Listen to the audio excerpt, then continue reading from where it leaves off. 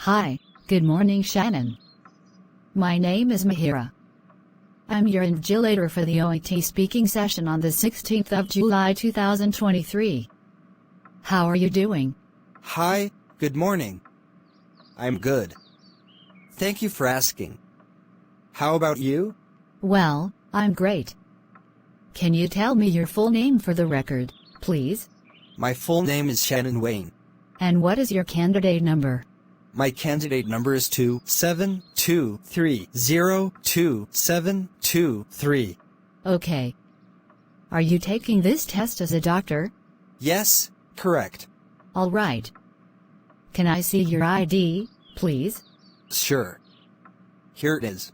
Thank you for the verification. Now, let's move on to the warm-up sessions. The warm-up questions are not assessed, and are a chance for us to get used to each other's voices. We'll just talk for 2 to 3 minutes. All right. Why did you choose to be a doctor, instead of another profession? I chose to be a doctor because I wanted to help others, explore science, have variety in my work, and have purpose in my work. These are some of the common reasons for choosing medicine, but there are also personal reasons that may differ for each individual. Becoming a doctor is challenging, but rewarding, and requires enthusiasm, curiosity, compassion, and resilience. What makes you a good doctor? I think a good doctor should have a combination of clinical competence, communication, compassion, professionalism, teamwork, and leadership skills. These skills enable a doctor to provide high-quality care to patients, work well with others, and contribute to the advancement of the profession in public health. Can you tell me more about the role of doctors in health technology innovation? I think doctors have a vital role in health technology innovation, as we can use our clinical expertise, experience, and insights to identify, design, evaluate, and implement solutions that can improve healthcare. I think we doctors can play different roles in health technology innovation, such as users, co-creators, leaders, or advocates. Personally, I am interested in co-creating new technologies that can improve health outcomes or processes, as I enjoy working with other professionals and learning new skills. How do you handle stress? I know that stress is part of the medical profession, but I have learned some strategies to cope with it and prevent burnout.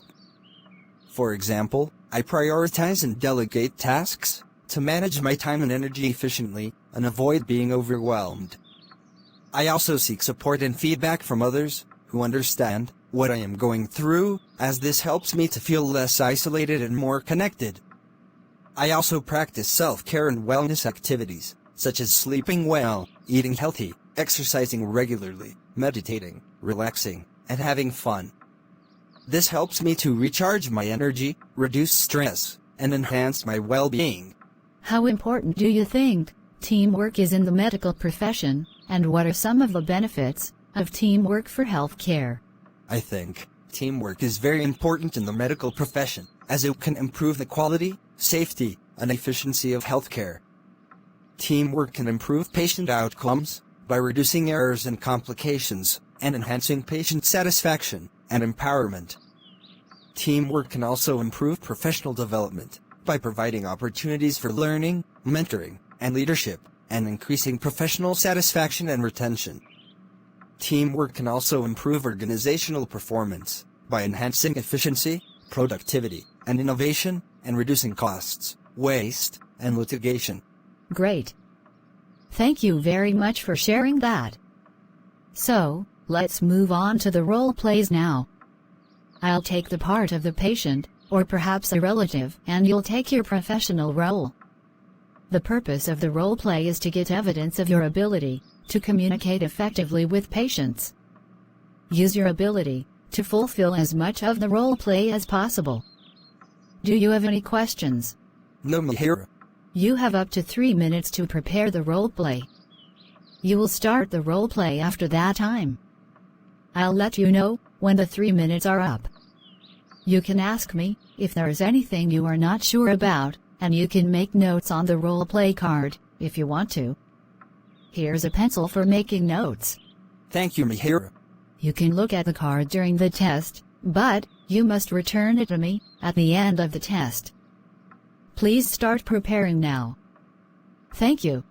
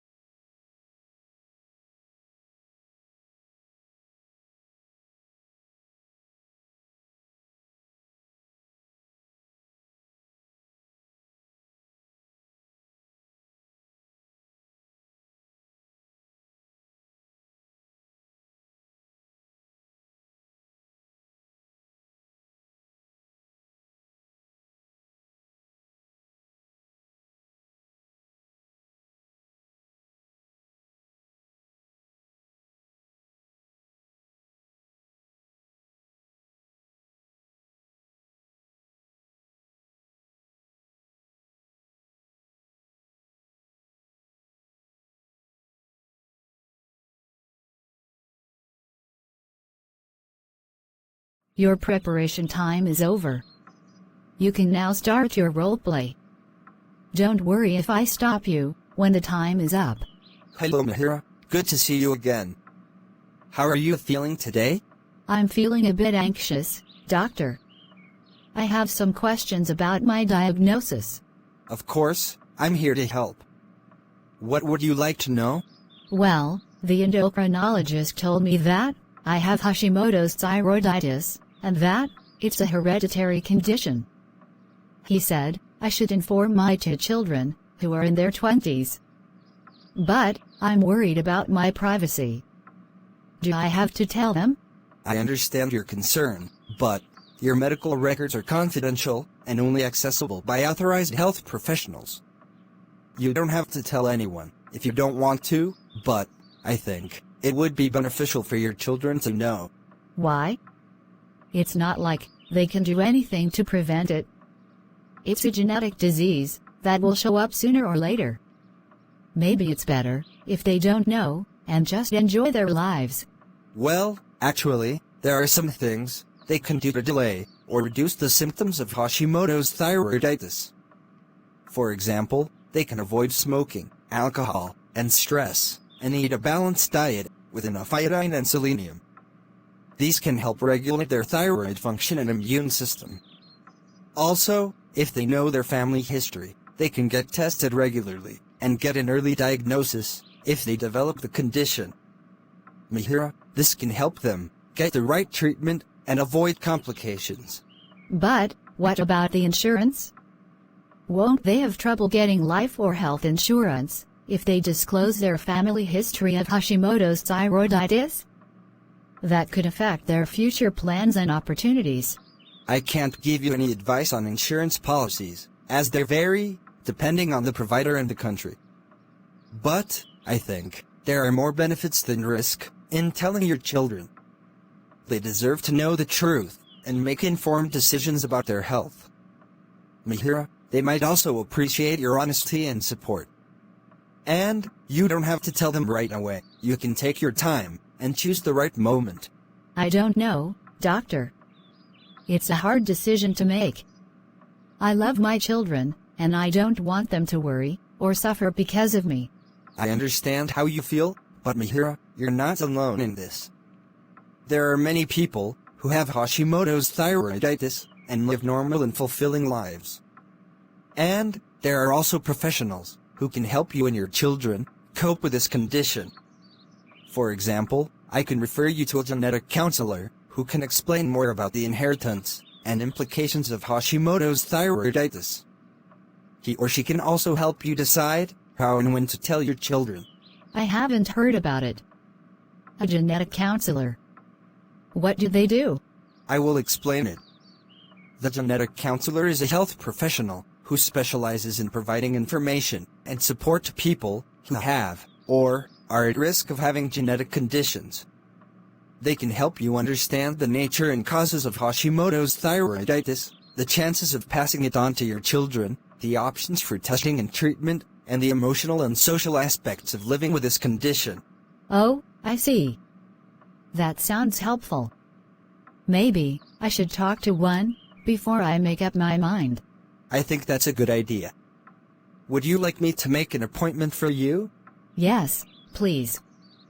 Thank you, doctor. You're welcome. Here is the referral letter and some information leaflets about Hashimoto's thyroiditis. Mihira, if you have any questions or concerns, please don't hesitate to contact me or the genetic counselor. And remember, you're not alone in this journey. We're here to support you and your children. Thank you, doctor. Mihira, based on our conversation, here is a summary of our discussion. Hashimoto's thyroiditis is a hereditary condition that the endocrinologist diagnosed you with. While you have concerns about privacy, it's important to know that your medical records are confidential and accessible only to authorized health professionals. Although you don't have to disclose this information to your children, there are some actions they can take to delay or reduce the symptoms. Additionally, knowing their family history can prompt regular testing and early diagnosis if they develop the condition, leading to appropriate treatment and the avoidance of complications. Okay, I got it. Next, you mentioned concerns about insurance, and, while I can't offer specific advice on policies, informing your children about their family history allows them to make informed decisions about their health. It's possible that they may appreciate your honesty and support. Remember, there's no rush to tell them. You can choose the right moment to have this conversation. I understand that making this decision is difficult for you, because you care deeply about your children and don't want them to worry or suffer. However, you're not alone in this journey.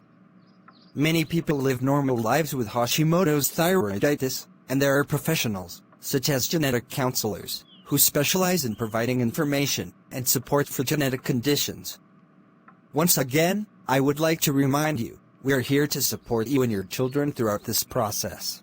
Thank you for your support, doctor. That is the end of your OET-speaking roleplay.